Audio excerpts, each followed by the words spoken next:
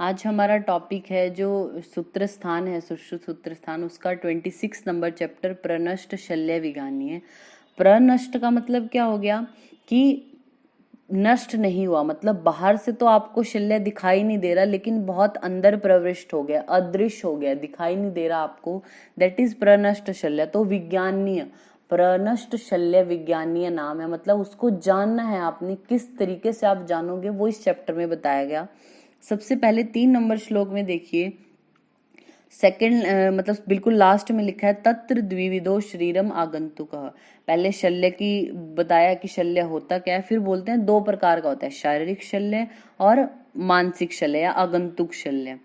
कौन सा होता है? 5 नंबर श्लोक में देखिए, हाईलाइट कर लेना, शारीरम रोम नखादि धातुओं अन्नमला दोषाश्च दुष्टा, यानी हमारे जो रोम है, मतलब हमारी बॉडी के जो पार्ट्स हैं, जैसे रोम हो गया, नख हैं, हम धातुएं भी हमारा ही पार्ट हैं, अन्न मल भी, दोष भी, तो ये होते हैं हमारे शारीरिक शल्य।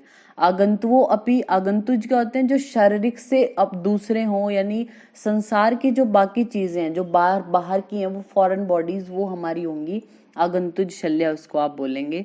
7 नंबर श्लोक में हाईलाइट करना, सैद विविधो करणी लक्षण, ये 2 प्रकार का होता है। कौन 2 प्रकार का? बाण। ये 6 नंबर श्लोक हमने आपको बताया नहीं, लेकिन क्या होता था पुराने टाइम में, शल्य क्या है कि जो स्वर्ण रजत ताम्र आदि धातुओं के शल्य जो बने होते थे पुराने टाइम में, उनको बाण के अंदर बोल दिया जाता था, शर बोला जाता था, यानी बाण उनका ही ग्रहण किया जाता। तो वो जो बाण होते थे वो 2 प्रकार के, एक तो करणी और सलक्षण, बिल्कुल मुलायम या फिर थोड़े एलिवेटेड, यानी करणी और सलक्षण इस प्रकार के होते थे।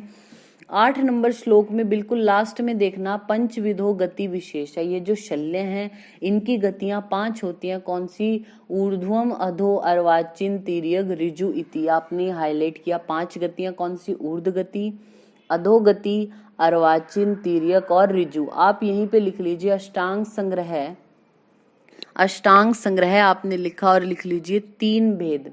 जो शल्य की गतियां अष्टांग संग्रह बोलते हैं 3 होती हैं, और वाग्वट मतलब जो अष्टांग हृदय है वो बोलते हैं 5 गतियां। सुश्रुत के अकॉर्डिंग ही बोलते हैं, जो अष्टांग हृदय हैं हमारे वो बोलते हैं 5 गतियां होती हैं, संग्रह बोलते हैं 3। तो अगर आपको पूछे वाग्वट के अकॉर्डिंग शल्य की गतियां कितनी, तो 3 आंसर करेंगे आप, सुश्रुत के अकॉर्डिंग 5 हैं। मेंशन करके आया अष्टांग हृदय, देन 5 टिक करना है। फिर आप इसको, जो भी किसी पार्ट में शल्य होता है तो उसको आप 2 तरीके से जानते, एक तो सामान्य लक्षण या फिर विशेष लक्षण।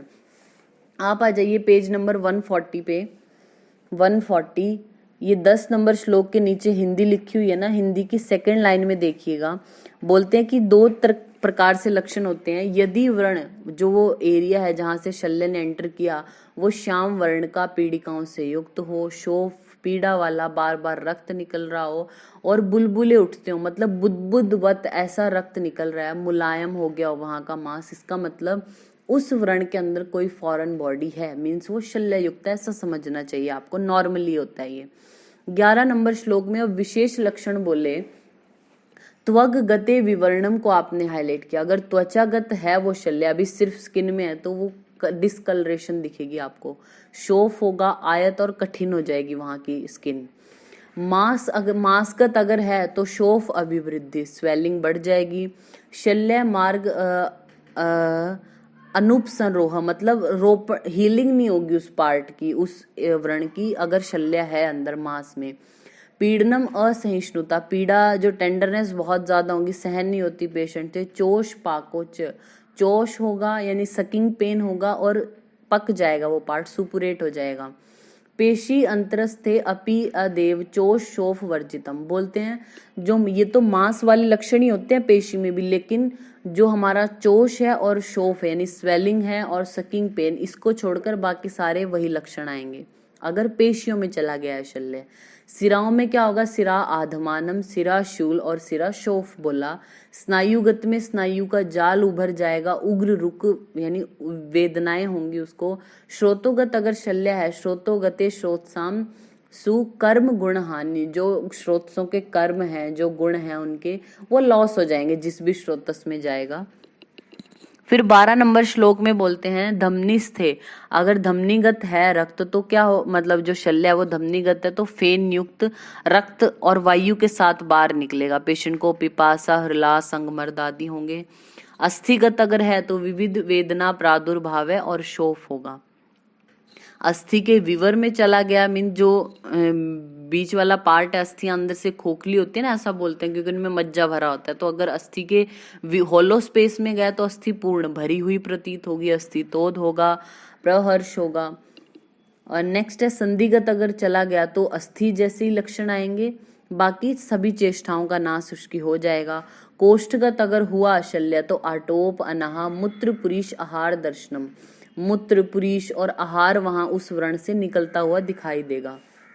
अब ये तो आपने पता, अब तक क्या पढ़ा, शल्य कितने प्रकार का, शारीरिक कौन सा, अगंतुज कौन सा, उसकी गतियां कैसी हो सकती हैं, सामान्य लक्षण क्या आएंगे, विशेष लक्षण क्या आएंगे, ये तो आपने बता दिया, इस तरीके से आएंगे। लेकिन अगर आपको एग्जैक्ट प्रनष्ट शल्य विज्ञानी है, एग्जैक्ट उसको पहचानना ही है कि वो है या नहीं है, तो आप क्या करेंगे, उसके कुछ उपाय हैं जानने के लिए, 14 नंबर श्लोक में यहाँ पे दिए गए हैं। 14 में ना, या आप एक बार जो लिखा है इसी पेज पे 140 नंबर पेज पे बिल्कुल बॉटम में कुछ 6-7 लाइनें लिखी हुई हैं। इसमें आप जो 5th लाइन है, 5th लाइन बिल्कुल मिड में वर्ड है सिरा धमनी श्रोतस, इसको हाईलाइट करना। सिरा धमनी श्रोतस स्नायु प्रनष्टे खंड चक्र संयुते याने को आपने हाईलाइट किया। ये पूरा भी हम आपको बताएंगे। वैसे अगर नॉर्मली पूछा नहीं जाएगा ये इतना ज्यादा डीप से, अगर त्वचागत शल्य हो, अगर आप छिपा हुआ है तो आपको पहचानना है कि है या नहीं ऐसा, तो क्या करते हैं आप उस स्किन को वहां से क्या करना है, स्नेहन देना है, स्वेदन देना है आपने, और उस पर क्या करना है, मिट्टी है, उड़द हो गया, जौ, गेहूं आदि इनको लगाना है। अगर इनको लगाने के बाद वहां पे सरम्भ मीन्स शोथ हो या पीड़ा फील होती है, इट मीन्स वहां पे शल्य है। या फिर आप और क्या करेंगे जानने के लिए त्वचागत शल्य को, जमा हुआ घी रख दो उस पार्ट पे, या फिर मिट्टी या चंदन का लेप लगा दो, तो बहुत जल्दी सूख जाता है। क्यों, शल्य है अंदर तो गर्मी बहुत होती है, यानी हीट प्रोड्यूस हो रही है ना अंदर, तो उसकी वजह से लेप लगाया हुआ सूख जाएगा और घी जो है वो पिघलना स्टार्ट हो जाएगा जल्दी ही। तो इसका मतलब त्वचागत है शल्य। अगर आपको जानना है कि मांसगत है या नहीं, तो आपको स्नेहन स्वेदन कराना है और पेशेंट को क्या करना है, ऐसी चिकित्सा देनी है जिससे वो पतला होगा, दुर्बल होगा, थोड़ा सा क्षोभ होगा उसमें। जैसे ही पेशेंट थोड़ी ओबेसिटी उसकी कम हुई, पतला हुआ, तो क्या होगा, जिस भी स्थान में शल्य हुआ वहां पे क्या होगा, क्षोभ होगा, लालिमा, पीड़ा आदि होने लग जाएगी, इसका मतलब वहां पे शल्य है। और सिरा, ये हमने आपको हाईलाइट कराया था सिरा धमनी श्रोतस वाला, तो सिराओं में, धमनियों में, श्रोतस में या स्नायुगत शल्य है, गुप्त है, तो आपको क्या करना है, खंड चक्र संयुक्त, खंड होता है टूटा हुआ जो पहिए वाली गाड़ी है उसमें बिठा दिया और विषम मार्ग पर चलने के लिए छोड़ देना है उसको। और अगर विषम मार्ग पर चलने से उस व्यक्ति को जहां पे सरम्भ वेदना प्रतीत हो रही है, इसका मतलब शल्य है, ऐसा बोला गया।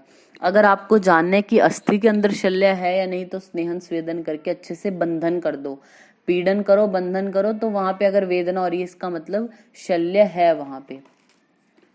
फिर यहाँ पे बताया गया है हमारा 22 नंबर श्लोक में, देखिए 22 में, कानकम रजतम ताम्रम रैतिकम त्रपुशीर्षकम चिर स्थाने विलयंती पित्त तेज प्रतापिने, बोलते हैं जो स्वर्ण है, कनक बोलते हैं सोने को, सोना है, चांदी है, तांबा, पीतल, रांगा, शीशा आदि मीन्स जो मेटल्स हैं, वो अगर शल्य शरीर में है तो कुछ टाइम बाद बोलते हैं कि पित्त तेज कर विलीन हो जाती है, पित्त के तेज से वो पिघल कर बॉडी में डिसॉल्व हो जाएंगे, ऐसा बोला गया।